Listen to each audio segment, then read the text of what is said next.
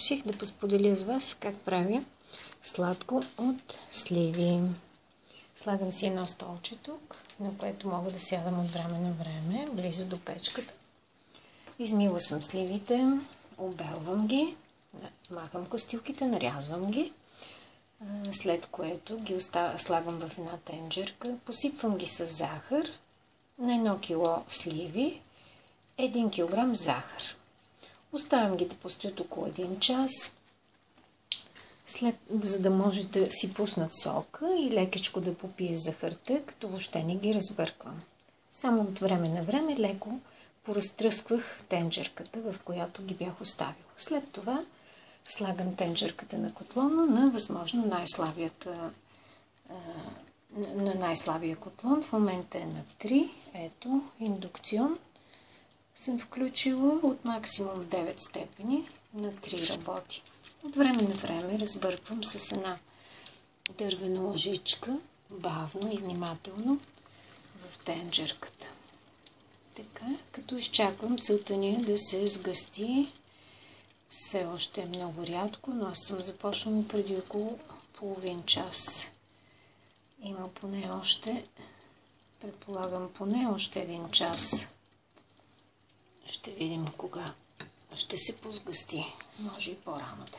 От време на време отпенвам с една друга лъжица, като разбира се и двете лъжици не бива въобще да се мокрят. Ето, така.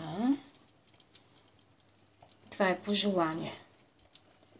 Отпенването въобще не е задължително, както разбира се правенето на сладко от сливи. Лично аз правя за 3-ти път тази година в живота си въобще. 2 пъти направих, оказа се доста успешно и вкусно. И сега 3-ти път си взех сливи, за да направя още няколко бурканчета. Така, сядам тук, почивам си от време на време. Другото, което съм подготвила е сухите буркани, измити предварително, подсушени, бурканите и капачките. В момента имам толкова ще направя. 5.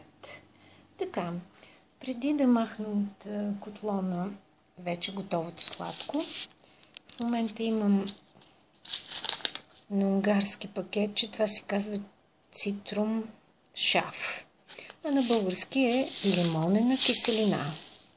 Лимонена киселина или лимонтозо на български, кой както знае.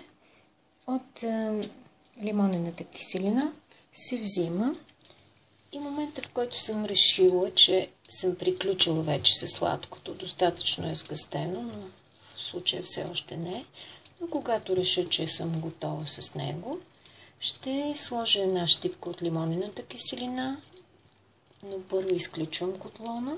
Това е много важно. Изключен котлон, щипка лимонна киселина, разбърквам и е готово абсолютно сладкото за сипване в бурканчетата. След като напълня бурканчетата, затварям капачките и веднага трябва да ги обърнем така, с капачката, така, и ги оставям до следващия ден да постоят. Фактически те се затварят. Запечатват се херметически и толкова. Само с едно завъртане. Не ни трябват никакви други допълнителни предмети, с които да си помагаме.